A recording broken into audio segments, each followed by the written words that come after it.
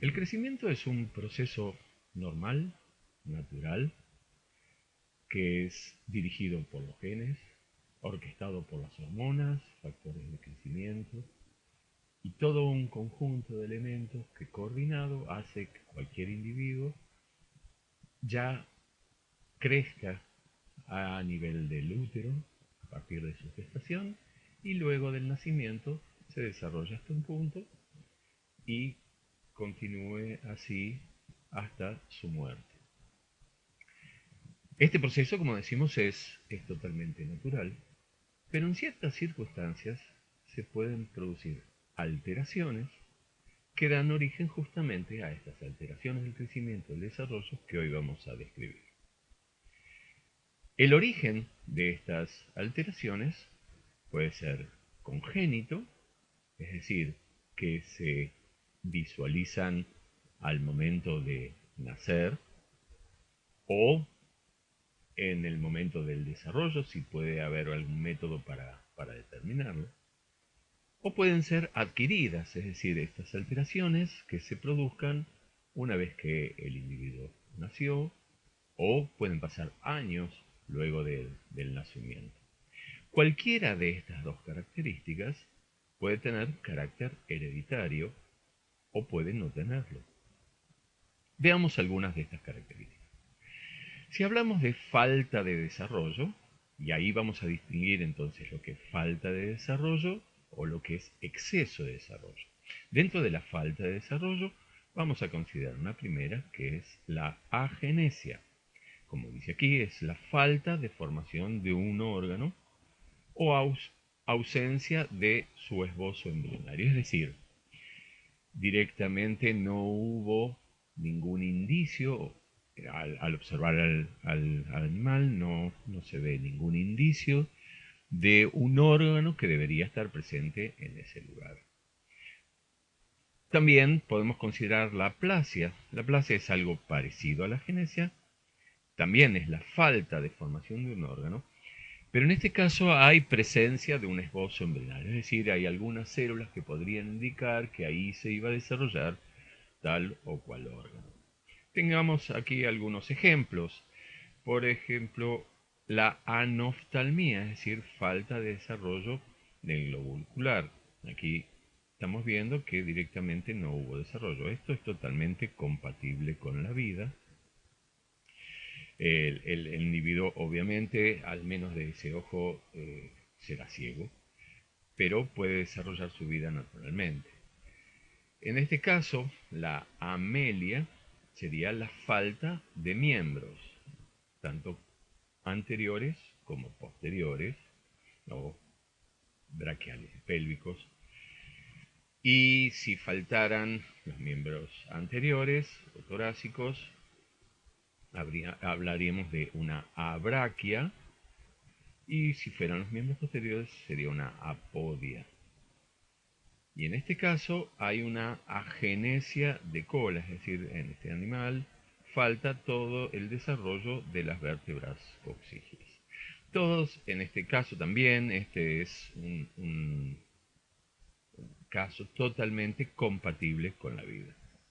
Aquí estamos viendo un caso de aplasia renal bilateral. Aquí donde marca la flecha estaría el esbozo embrionario de uno de los riñones, aquí podríamos decir que está el otro, y aquí esto podría ser el esbozo de lo que hubiese sido el uréter. Obviamente en este caso es incompatible con la vida, ya que necesitaría de al menos uno de los riñones para poder sobrevivir. Tenemos este otro caso, que se trata de un útero, aquí vemos los ovarios, pero en este caso faltaría una parte del oviducto que contactaría entonces los ovarios con el útero. En este caso hablamos de una aplasia segmentaria, porque hay un segmento del oviducto que está desarrollado, que entra en el útero, pero hay otro segmento que no lo está, o directamente desapareció, y hablaríamos de segmento si consideramos como el aparato genital en todo su conjunto. Y en este caso es bilateral, es decir, este animal es totalmente viable, simplemente no podrá reproducirse por las vías naturales. Si seguimos con los trastornos en disminución, podemos hablar de una falta de desarrollo y el caso que consideramos es la atresia. En este caso es una plasia muy particular en el que estaría faltando una abertura natural de un conducto. Y el caso más típico es la atresia anal, es decir, falta de desarrollo de la abertura anal. Este animal será viable en todo caso si se hiciera una ostomía de la parte final del recto hacia el exterior para que el animal pudiese evacuar. De otra manera, este animal moriría. La hipoplasia es un término que nos remite a un desarrollo incompleto, es decir, el órgano empieza a desarrollarse pero no llega a su madurez final. Existen varios ejemplos de este tipo de trastorno. Uno es la hipoplasia cerebelosa. Fíjense, aquí está desarrollado los hemisferios cerebrales, aquí el desarrollo de todo el cerebelo. Si lo comparan con este otro, ven que los hemisferios cerebrales se mantienen intactos, pero el cerebelo está muy disminuido de tamaño. Se ve, se observa en su posición natural, pero le falta desarrollo. Aquí, otra vez, estamos ante la presencia de una hipoplasia del cerebelo. Es una hipoplasia total, podría ser parcial de alguno de los lóbulos, pero aquí vemos cómo están los hemisferios cerebrales abiertos y cómo se ve el desarrollo muy disminuido del cerebelo. Esto ha sido un caso de unos perros que han traído a nuestra facultad. Los animalitos nacieron, pero deambulaban justamente por la regulación que tiene el cerebelo sobre los movimientos y finalmente murieron. Los llevamos a la necropsia y una vez abiertos se observó que justamente lo que estaba fallando era un desarrollo anormal de este cerebelo. ¿Cómo se ve histológicamente? Fíjense, este es un cerebelo normal con las distintas capas. Y aquí en la línea de las células de Purkinje, este es un cerebelo totalmente normal, donde estas células se encuentran a una distancia determinada entre una y otra, mientras que en un animal que sufre de hipoplasia disminuye la cantidad de células de Purkinje y la distancia que hay entre ellas es bastante apreciable. Este sería entonces las células de Purkinje, las encargadas de la regulación de la coordinación motriz. También este trastorno lo hemos visto en bovinos, también fue publicado por integrantes de la cátedra, en los que también se observaba terneros recién nacidos con trastornos deambulatorios y también respondía a este mismo tipo de alteración.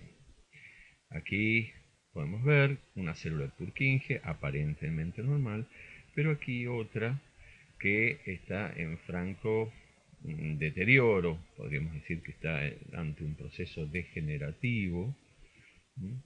Y, y obviamente, como decíamos, hay mucha distancia entre una y otra. Normalmente esto debería estar completamente lleno de células de Purkinje, que en este caso no lo están.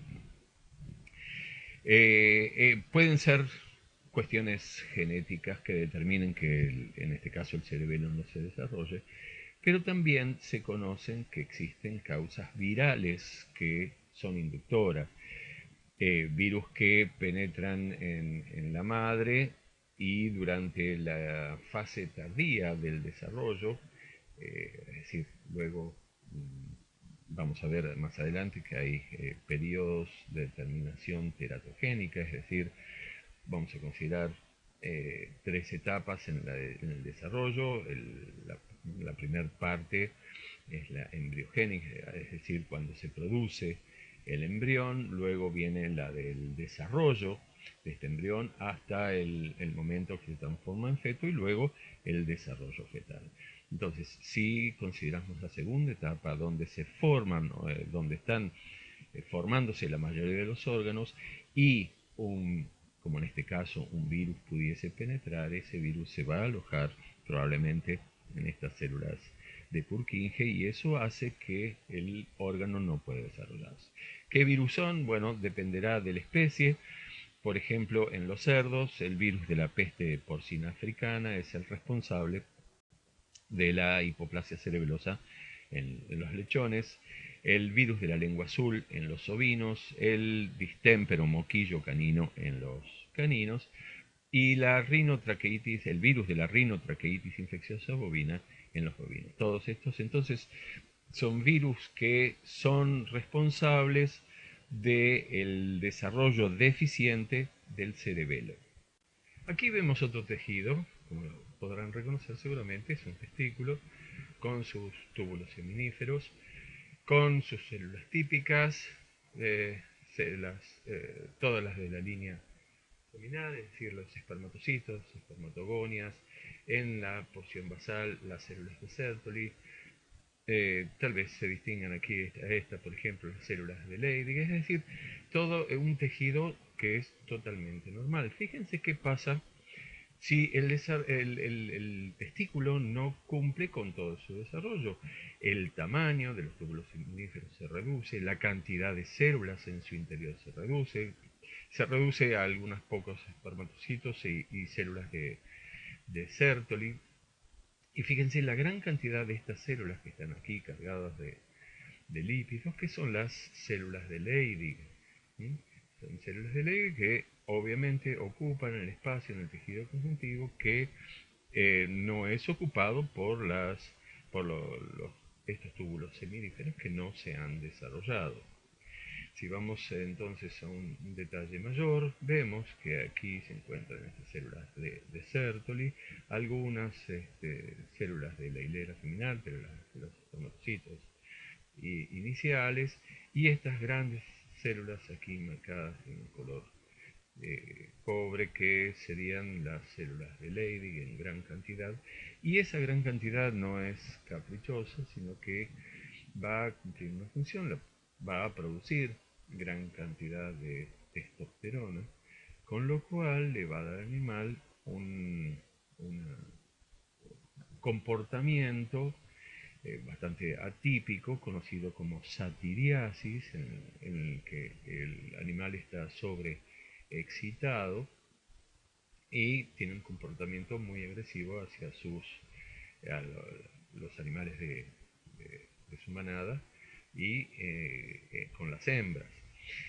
Normalmente este trastorno de desarrollo incompleto se produce en aquellos en el que el testículo queda retenido en la cavidad abdominal. A este tipo de animales se los conoce como testicondos, es decir, ocultan el testículo, y eso pudo haber sido porque en el desarrollo, que el testículo normalmente está en la cavidad abdominal y debe descender hasta la bolsa testicular, ese descenso no se produce por ya sea una causa genética o porque los agujeros inguinales estén cerrados o no tengan el desarrollo total como para que el testículo pueda descender. En ese caso, uno o ambos testículos pueden quedar retenidos en la cavidad abdominal, y el problema es que la temperatura que se encuentra a nivel de la cavidad abdominal no permite el desarrollo completo de todo el túbulo y los trastornos entonces que esto acarrea. Hasta aquí hemos visto los trastornos del crecimiento que indican que el órgano no se va a desarrollar por cualquiera sea de sus motivos. Esto se produce in útero, es decir, durante la gestación. Y ahora vamos a empezar a ver cuáles son los trastornos que se pueden producir una vez que el animal nació aparentemente normal, y puede sufrir cualquier tipo de injuria, como la que hemos visto en los prácticos precedentes, en el que una célula normal interactúa con un agente injuriante Y a partir de esto se pueden dar dos instancias. Que no se adapte, como lo que hemos visto, es decir, hablamos de una lesión celular que podría ser reversible y hemos visto los casos de degeneración, que si se quita el agente causal, podría volver al estado de célula normal, o si llegado el punto del no retorno, es decir, cuando los procesos degenerativos no pueden revertirse, entramos en una situación irreversible que nos conduce a la muerte celular, generalmente por necrosis. También habría otros casos en los que las células mueren por otro tipo de muerte que hemos visto, que es la apoptosis. Ahora, esto sería en un caso de el que las células no se adapten. ¿Qué pasa si las células se adaptan? Y adaptarse significa que supongamos que la injuria consiste en una disminución del aporte sanguíneo. Vimos que por una deficiencia en el aporte sanguíneo en un tiempo determinado íbamos a producir una degeneración celular. Ahora, si ese aporte es paulatino, es decir, no es abrupto como en un proceso degenerativo, si es paulatino, le permite a la célula ir adaptándose a esa situación donde hay menos nutrientes, menos oxígeno, en un afán por seguir viviendo. En ese caso lo que va a tratar de hacer es disminuir su metabolismo a niveles básicos como para poder subsistir y no morir, y ahí entonces nos encontramos con un proceso de atrofia. También como mecanismos de adaptación vamos a hablar de hipertrofia, de hiperplasia y de metaplasia. Veamos algunos ejemplos. Entonces decimos que son trastornos adquiridos luego del desarrollo. La primera es la atrofia, es un proceso, como dice aquí, por el cual el órgano tejido desarrollado, y esto es una gran diferencia como en lo que hemos visto, la hipoplasia nos indicaba un proceso que nunca llegaba a madurar. Cuando ahora hablamos de atrofia, es un tejido que llegó a su estado de madurez y comienza a reducirse de tamaño. Es importante mencionar que es el desarrollo completo, es decir, llegó a su madurez y comienza a disminuir de tamaño. Y este cambio es importante también saber que puede ser reversible en tanto en cuanto se elimine la causa y se restablezca la normalidad, como decíamos recién, del flujo vascular. Entonces ese tejido puede volver a adquirir sus condiciones metabólicas normales y volver a ser como inicialmente lo era. La reducción de un órgano ante un proceso como el que mencionábamos y que va a dar lugar a una atrofia, podemos atribuirlo a dos circunstancias, y ahí es donde se les denomina o cuantitativa o cualitativa. En el caso de una atrofia de tipo cuantitativa, significa que este órgano en cuestión se va a reducir de tamaño porque disminuye el número de células que componen ese órgano. Mientras que en la cualitativa, la reducción del tamaño de este órgano se produce por reducción de todas las células que lo componen. Es decir, en uno u otro caso, en el primero de los casos, en la cuantitativa, hay una reducción, por distintos motivos pueden llegar a producirse muerte de muchas de las células, y el resto de las células compensan o tratan de compensar la falta de esas células que se han muerto. De todas maneras, como órgano macro, uno ve que se reduce de tamaño, entonces se habla de una atrofia.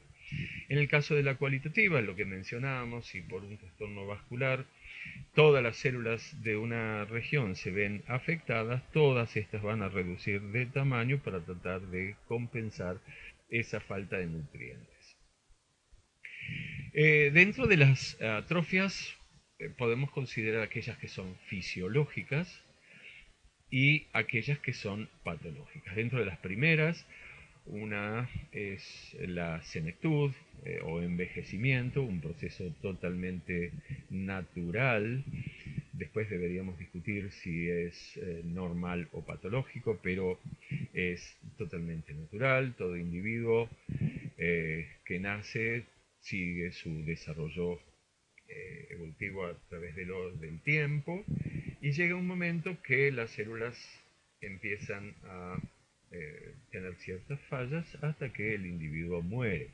Ahora, todo ese proceso, ese camino del envejecimiento lleva aparejado una serie de cambios celulares. Uno de ellos es la acumulación de organoides que deberían ser expulsados de las células, quedan retenidos dentro de las células que los contenía, y como muchos de esos organoides están compuestos por membranas que contienen lípidos, esos lípidos se acumulan dentro de esa célula y dan lugar a un pigmento que se conoce como lipofucsina, que es justamente de color dorado, de color pardo, y por su aspecto histológico se ven muchas células que tienen este componente dentro de sus células, y por lo tanto a la lesión se la conoce como la atrofia parda.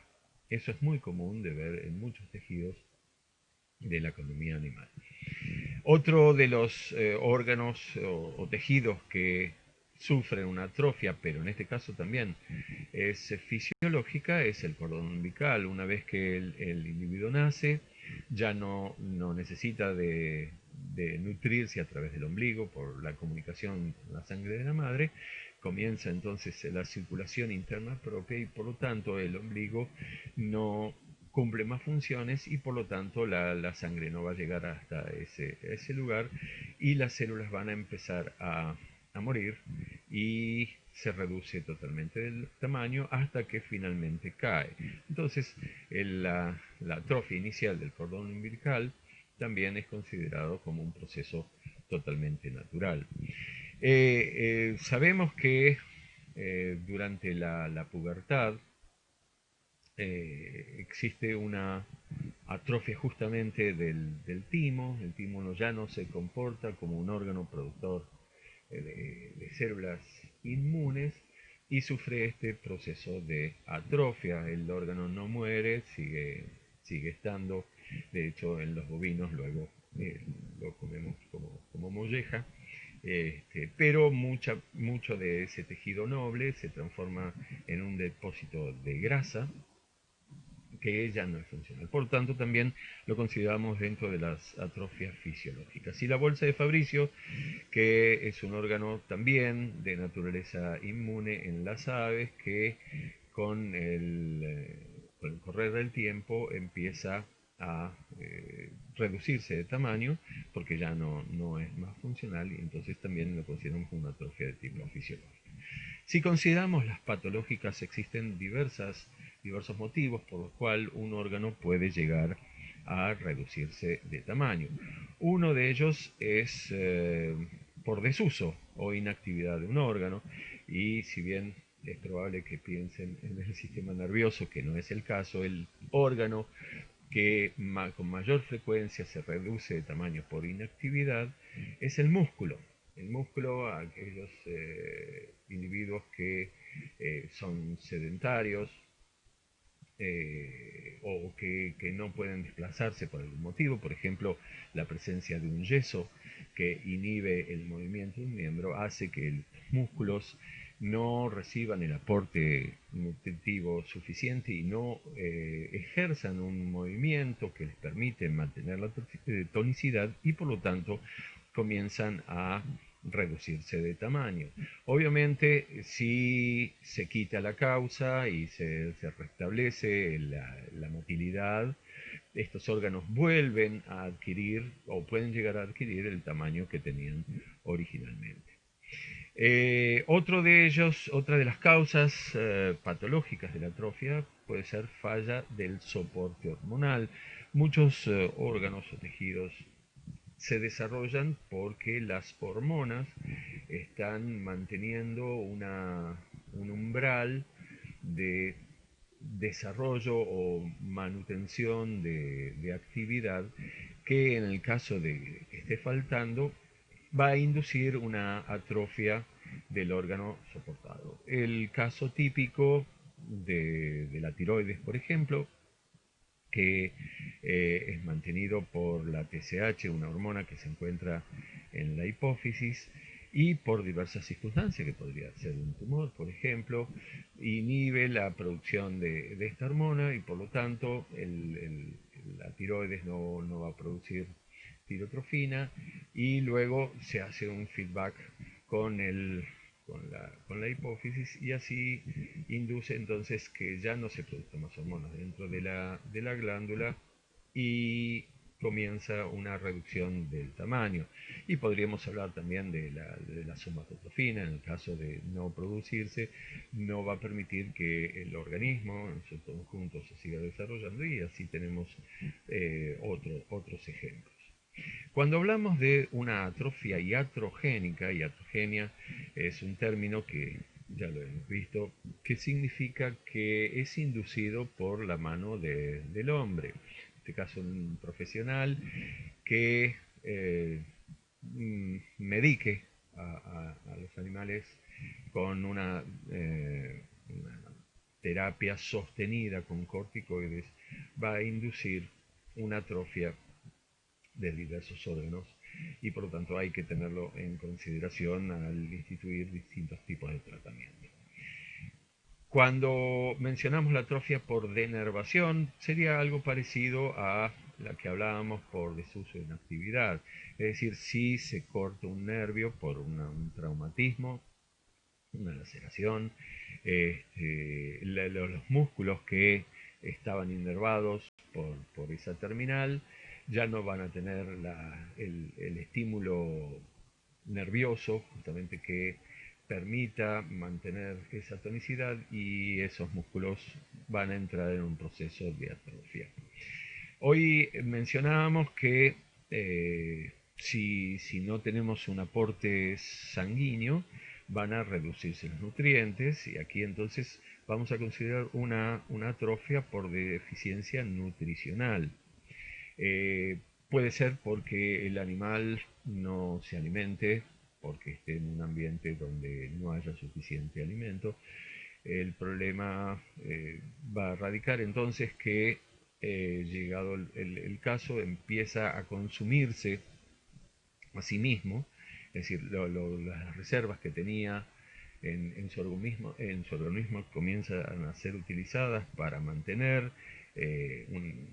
un balance dentro de lo normal, fundamentalmente de proteínas que son necesarias para mantener el esqueleto y para movilizarse y para generar un metabolismo basal se necesita de esos nutrientes. Entonces, las primeras sustancias que son atacadas como para revertir ese proceso son las grasas y por lo tanto el animal empieza a reducirse en tamaño como individuo, pudiendo llegar hasta la caquexia. Es un estado de consunción, el animal está como chupado, donde empiezan a notarse las saliencias a nivel de cadera, a nivel de costillas, y es simplemente porque el animal está utilizando sus propias reservas grasas como para transformarla en energía o transformarla en proteína. Y así se llega también a lo que se conoce como la atrofia serosa de las grasas, es decir, es tanto el uso de las grasas en los depósitos grasos que prácticamente ya no queda depósitos de lípido y esas células que estaban en ese tejido se ven como transparentes, translúcidas, con ese aspecto seroso y de ahí el término de atrofia serosa de las grasas. Un estado de este tipo al extremo podría notarse en los órganos que normalmente tienen grasas, pero son los últimos en verse afectados, como por ejemplo la grasa que se encuentra alrededor del surco coronario, en el corazón, o la grasa perirrenal, un indicio entonces de una atrofia serosa a nivel de esa grasa. Ya nos está hablando de un estado bastante avanzado de la deficiencia nutricional. También podemos considerar una atrofia por agotamiento, en el caso este de la médula ósea. ¿Cómo podría producirse?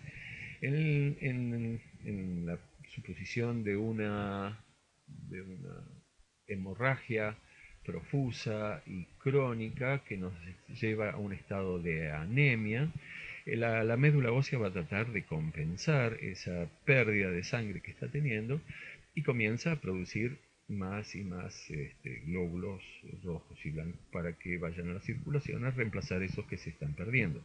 Ahora llega un momento en que ya la médula no puede seguir proveyendo de estas células y por lo tanto se va a agotar y se va a atrofiar y también va a sufrir un proceso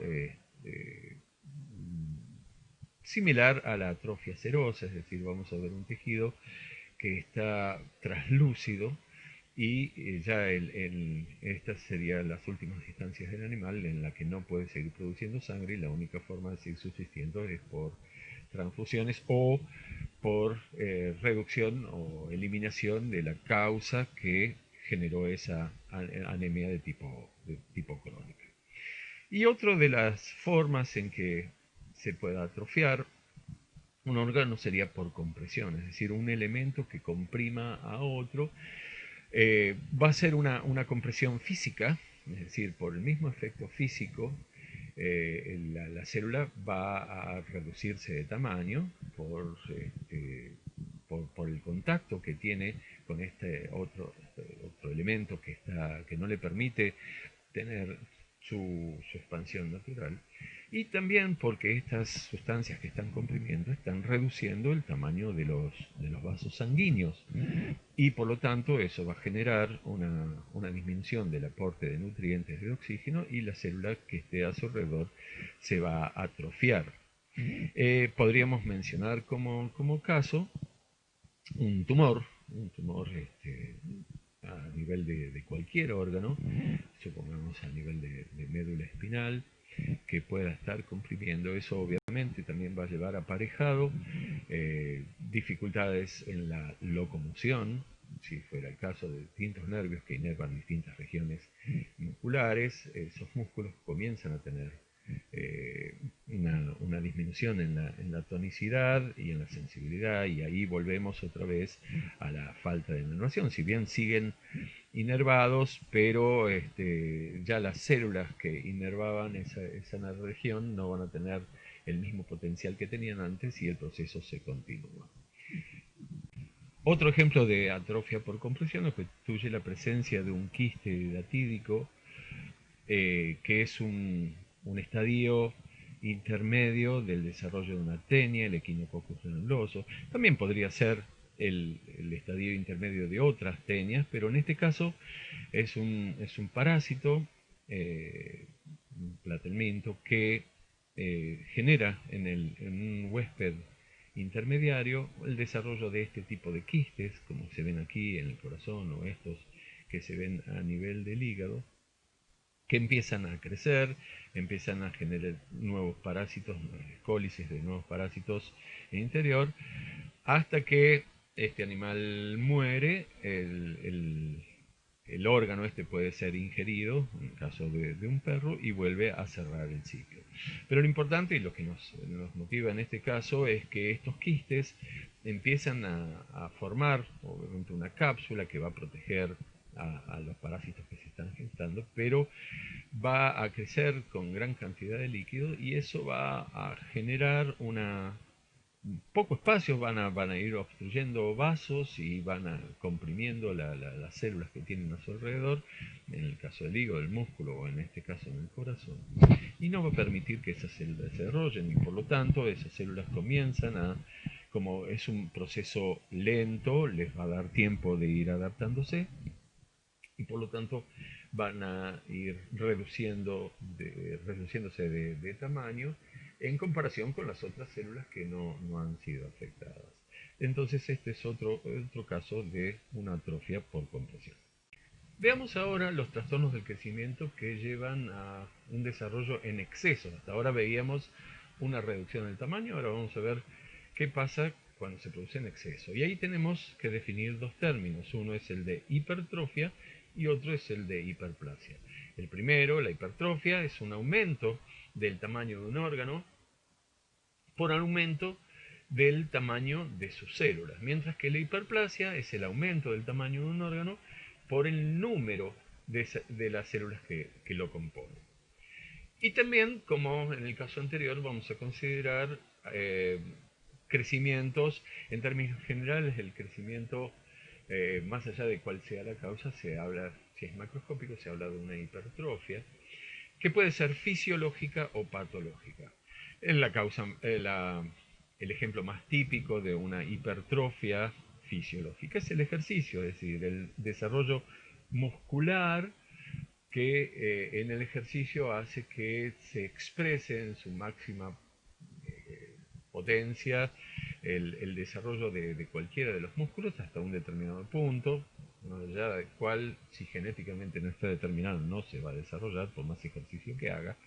Pero bueno, el desarrollo muscular es un ejemplo de esto. En cuanto al corazón, también eh, en el animal de deporte va a empezar a crecer y hasta un cierto punto puede llegar a ser contraproducente porque no siempre el aumento del tamaño del músculo se ve acompañado por el aumento del desarrollo de los vasos y eso puede dar origen, como muchas veces sucede, la muerte súbita de un animal que está, un equino en carrera, que supuestamente está totalmente entrenado, preparado muscularmente para el desarrollo, muere en la pista mientras está corriendo, porque la cantidad de sangre que necesitaría para nutrir esos músculos que se están en el corazón, que se están construyendo a tanta frecuencia, no es suficiente y el animal cae desplomado. Pero bueno, eso es otra cuestión.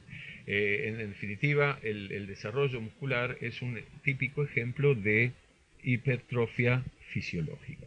Otro lo es el útero grávido. Aquí tenemos un útero vacío y aquí cuando ya el animal está preñado. Obviamente el órgano tiene que crecer en número y en tamaño para albergar a los nuevos fetos que se están desarrollando. Hay gran cantidad de desarrollo de vasos sanguíneos, de producción de placenta, todo eso hace que el órgano aumente de tamaño y en este caso nuevamente hablamos de una hipertrofia de tipo fisiológica. Obviamente, y está relacionado con esto, el desarrollo de la glándula mamaria, que durante la preñez va desarrollándose y luego comienza la producción de leche, es decir, hay un aumento de la cantidad de alvéolos dentro de la glándula y productores, es decir, no solamente están presentes en cantidad, sino que empiezan a producir el producto que es la leche y por lo tanto la glándula se va a ver aumentada de tamaño, entonces hablamos de una hipertrofia fisiológica. Cuando el animal pare, los fetos son sacados a la vida, este órgano ya no necesita la cantidad de sangre ni la cantidad de tejido que requería para la preñez y entonces empieza un proceso de reversión. Ahí empiezan a reducirse de tamaño los distintos componentes, vasos sanguíneos, células, tejidos, y muchas de las células mueren y entonces podemos hablar que se está produciendo una hipertrofia, una atrofia de tipo fisiológica. Lo mismo, cuando el animal deja de amamantar o deja de ser ordeñado, esa glándula comienza a reducirse de tamaño porque ya no es más funcional para volver al tamaño natural que tenía previo a la preñez.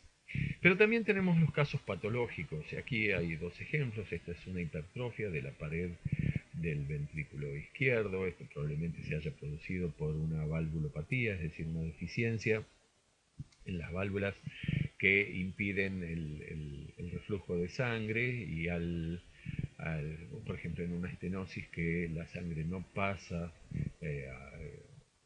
a la corriente general donde debería llegar, entonces el músculo debe aumentar de tamaño como para producir una mayor presión y permitir que la sangre se distribuya al resto del organismo y por lo tanto se produce este tipo de aumento de esta pared que obviamente no es natural. Lo mismo aquí tenemos un esófago, este es en un equino, probablemente se haya producido aquí una una reducción en el tamaño del cardia, de acceso al estómago, y por lo tanto la porción distal del músculo del esófago necesita hipertrofiarse como para generar una mayor presión y permitir que el alimento entre al estómago.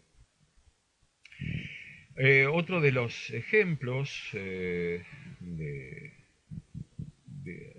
trastornos del desarrollo en exceso, que también es patológico, sería el crecimiento de parte de la piel, que puede ser en parte por irritación crónica, los típicos callos que se producen por efecto mecánico o efecto tóxico, por ejemplo en los caballos que tiran carretas, y la lanza de la carreta le produce una irritación constante en la piel. Inicialmente eso va a generar mayor cantidad de queratina. Luego vamos a ver cómo se puede llegar a transformar eso, ¿no? Pero inicialmente produce más queratina, entonces parece más agrandado. Acción de virus en el caso del moquillo, este es el caso típico aquí en los pulpejos de este animal. Hay un aumento del tamaño de la piel y de la queratina que se produce, y en este caso compárenlo con un animal normal, y es producto de la acción del virus en la región distal de, de las extremidades. O también podría ser por exceso de hormonas que se producen en gran cantidad y que van a dar lugar al crecimiento de órganos que normalmente no se producirían. Por ejemplo, la somatotropina, en caso de producirse en exceso, puede llegar a dar lugar a la acromegalia, es decir, un crecimiento exagerado de distintos órganos y tejidos. Un tipo particular de hipertrofia es la llamada hipertrofia compensatoria. ¿Qué es lo que se compensa acá? Bueno, normalmente se producen órganos que son pares, que justamente compensa la no funcionalidad o la baja funcionalidad del otro órgano. En este caso, como vemos aquí, este es un riñón que está hipertrofiado, y este, por el contrario, es una hipoplasia. Es decir, este riñón no está funcionando obviamente como corresponde, y este necesita compensar la función que este no desarrolla. Ahora, en este caso no es que aumenta la cantidad de nefronas, la cantidad de nefronas quedan exactamente igual a las que estaban originalmente, sino que empiezan a funcionar en su totalidad. Normalmente el órgano, cada uno de estos órganos actúa en un cuarto o la mitad de su potencial para hacerlo. En este caso, este riñón, que va a compensar la deficiencia de este otro, va a aumentar a un 100%. Es decir, todas las nefronas se van a ver activas y van a estar produciendo la orina primitiva, luego se hace la orina definitiva. Y por eso justamente es como se ve agrandado este órgano, porque todo está en funcionamiento.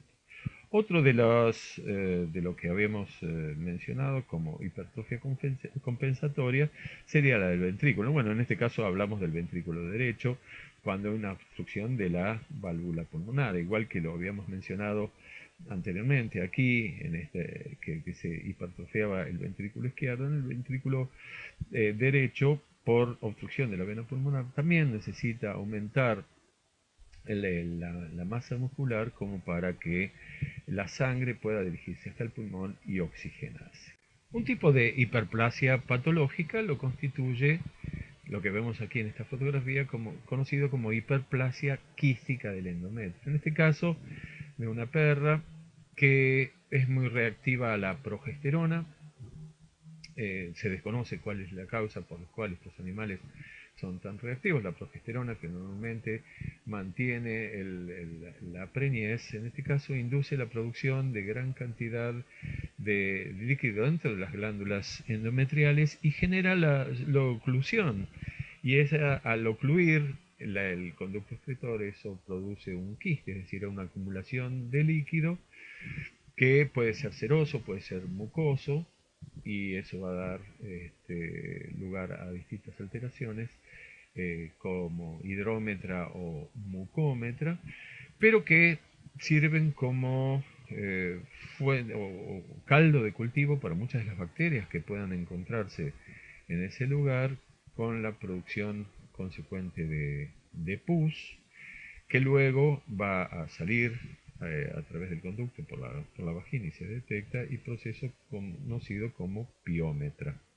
Es decir, por una reactividad de la progesterona, una hormona normal, se va a producir este tipo de quistes. Otro ejemplo de hiperplasia patológica lo constituye el bocio. Aquí tenemos un animal que presenta esta estructura, que no son los testículos que se le han subido, sino que son las tiroides, que han crecido en tamaño por exceso de producción de tiroxina o por aumento del tamaño de las glándulas. Esto puede ser como consecuencia de distintas anomalías, como por ejemplo deficiencia en el aporte de yodo, o exceso en la producción de tiroxina, o una tiroiditis de Hashimoto. Es decir, distintos factores pueden dar lugar a este crecimiento exagerado de las tiroides, pero que en este momento lo único que nos importa es que hay un aumento del número de las estructuras que producen entonces una hiperplasia de tipo patológica y las consecuencias que ellos producen. Existen otros términos que también tenemos que conocer en este capítulo, como son el coristoma, que en este caso es la presencia de un tejido normal en una posición que no es la convencional, y en este caso estamos viendo como tejido pancreático se encuentra dentro del hígado. O si no, también el otro término que debemos conocer es el de amartoma, que es un acúmulo de estructuras que son normales, pero en cantidad exagerada. En este caso es un amartoma vascular, es decir, es un exceso de vasos sanguíneos en una determinada área. No tiene mayores consecuencias patológicas, pero es una estructura que normalmente no debería encontrar. En cuanto a las anormalidades, la diferenciación celular, debemos considerar un término que es el de metaplasia. En la metaplasia se produce el reemplazo de un tejido que ya maduró y que corresponde a una determinada estirpe embrionaria, se transforma en otro tejido de la misma estirpe embrionaria también maduro. Por determinadas circunstancias, como puede ser una irritación, va a transformarse de un tejido a otro. Veamos algunos de estos ejemplos. En el caso de una fractura, ustedes recordarán que inicialmente en un hueso largo se producía un tejido de tipo cartilaginoso que debería transformar en un tejido óseo. Bueno, esa transformación de tejido cartilaginoso óseo se denomina metaplasia. ¿Es natural que se produzca? Sí, en una fractura, por supuesto que sí, pero no deja de constituir un cambio de los que estamos considerando en este caso. Otra transformación se produce en el tejido epitelial. Los tejidos epiteliales de simple pueden pasar a estratificados, es decir, dentro del mismo estirpe embrionario uno se puede transformar en otro. Y este es el ejemplo de una metaplasia prostática, en este caso por administración exagerada de etilvestrol, una hormona, va a generar la transformación del epitelio simple de los acinos prostáticos en un epitelio estratificado, que no es normal, obviamente, y los trastornos que produce al animal.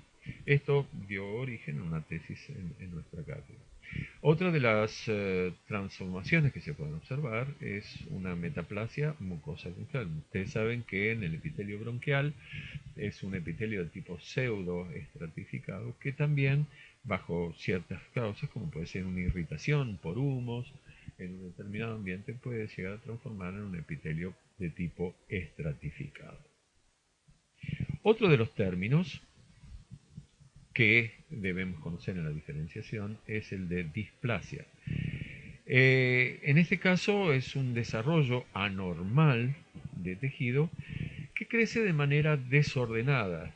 Es decir, las células pueden cambiar de forma, cambiar de tamaño, pueden orientarse en otra posición dentro de un mismo tejido.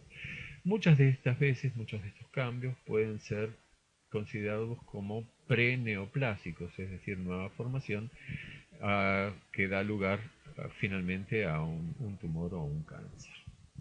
Aquí vemos dos ejemplos, el de la displasia bronquial ovina, donde las células empiezan a adquirir una disposición que es anómala, lo mismo aquí una displasia mamaria en una perra. Son ejemplos que estamos observando que podrían darse en cualquier tejido.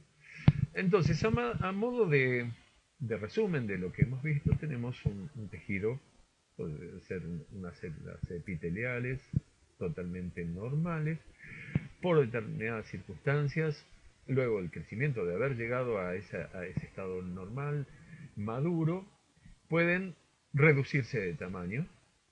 Y en este caso hablábamos de una atrofia, donde son las mismas células, pero con un tamaño reducido para adaptarse a una determinada circunstancia. O pueden hipertrofiarse, es decir, aumentar un tamaño más allá del tamaño normal, también inducido por algún tipo de estímulo.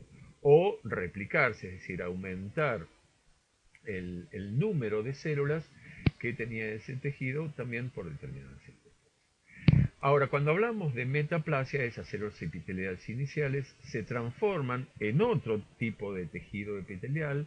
En este caso era un epitelio simple, por ejemplo, y ahora tenemos un epitelio estratificado que responde a determinado tipo de injurias, insultos que pueda haber sufrido ese tejido que indujo esa transformación. Y finalmente, lo que decíamos recién, la displasia de estas mismas células que difieren en sus tamaños, en su orientación y en su ubicación. Entonces, esto es una pequeña síntesis de lo que hemos visto hasta ahora.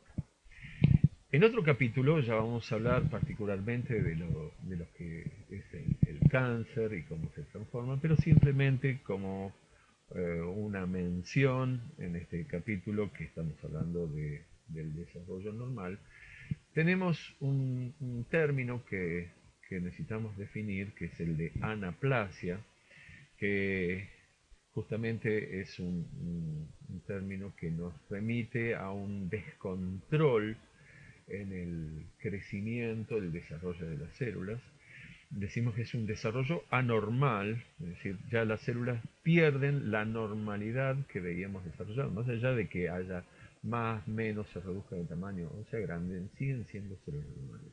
En la anaplasia, el desarrollo de estas células va a ser anormal y va a ser anárquico, es decir, que no va a responder a los estímulos que se generaban de manera normal y va a ser descontrolado porque las células van a tener su propio comportamiento, no van a responder a ningún bloqueo o estímulo externo, es decir, son las mismas células las que van a controlar que aumenten de tamaño, cambien de forma, se repliquen, se mueran, es decir, son las mismas que las que toman el control más allá del control del organismo. En este caso entonces se reemplazan células que son maduras en un tejido por otras que son inmaduras en su aspecto, tienen algunas características embrionarias, es decir, no es que la célula regresa, sino que las células que se van formando ya son las células que dieron tal vez origen a las que estaban en el tejido normal que estábamos analizando. Y una de los elementos también es que hay pérdida de la diferenciación celular, es decir, esas células que tienen características embrionarias se van a mantener como embrionarias y por su propio metabolismo nunca van a llegar a desarrollarse como células maduras propias del tejido en el que se están desarrollando. Hay diversos cambios que ya vamos a ver en el capítulo correspondiente, como pleomorfismo celular, es decir, las células cambian de tamaño, cambian de formas y pueden llegar a no reconocer las estructuras de las cuales provienen.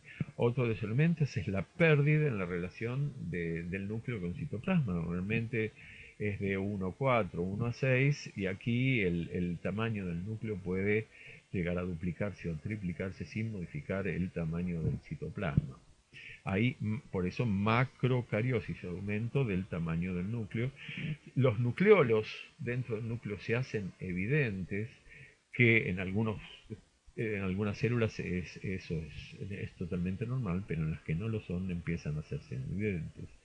Hay anisocariosis, es decir, una diversidad de tamaños de núcleos, an, partícula negativa, iso, igualdad, cario, núcleo, es decir, hay núcleos que son más grandes, más chicos. Dentro del mismo tejido hay variación en el tamaño, en la forma o en la orientación también de los núcleos. Y de la misma manera, anisonucleolosis, es decir, lo mismo que pasa con los núcleos, también pasa con los nucleolos. Bien, hasta aquí entonces lo que queríamos comentarles sobre los trastornos del crecimiento. Existe otro capítulo que también pertenece al mismo, que es la teratología, que va a ser motivo de otra clase teórica.